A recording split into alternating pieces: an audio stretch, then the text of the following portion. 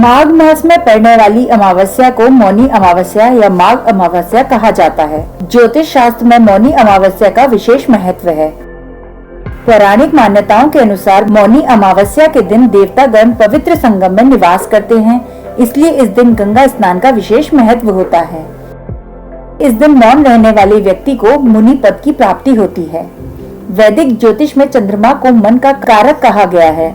अमावस्या के दिन चंद्र देव के दर्शन नहीं होते हैं, इससे मन की स्थिति कमजोर रहती है। इसलिए अमावस्या के दिन मौन व्रत रखकर मन को संयम में रखने का विधान बताया गया है। मौनी अमावस्या के दिन भगवान शिव और विष्णु जी की पूजा की जाती है।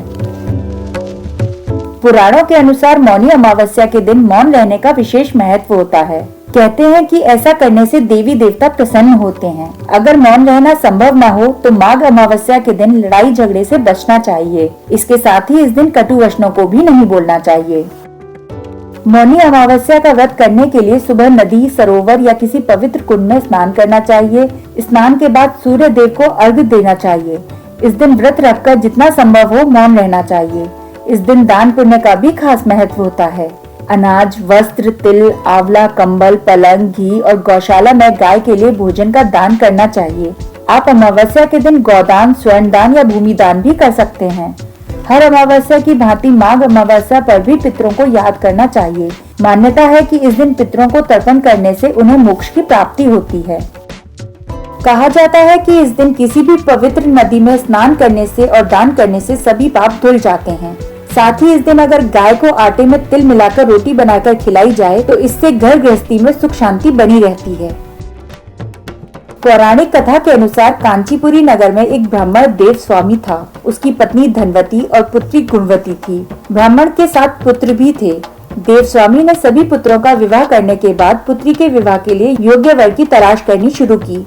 फिर उसने गुणवती की कुंडली एक ज्योतिषी को दिखाई।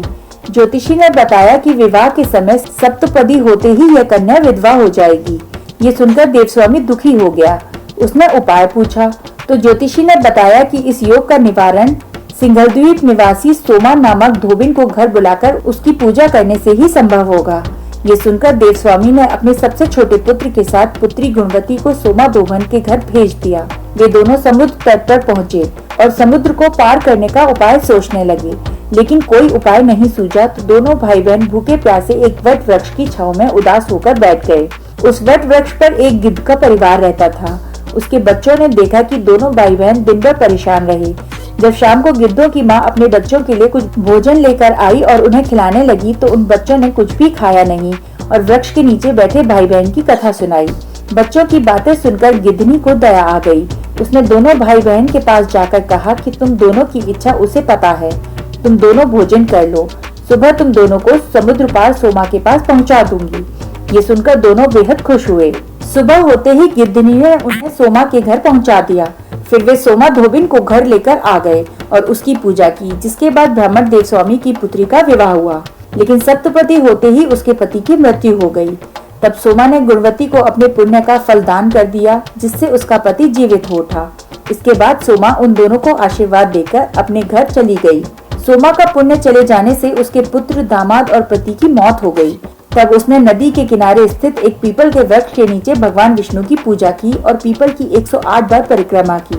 ऐसा करने से उसके पुण्य फिर से प्राप्त हो गए। उसके पति, पुत्र और दामाद फिर से जीवित हो उठे।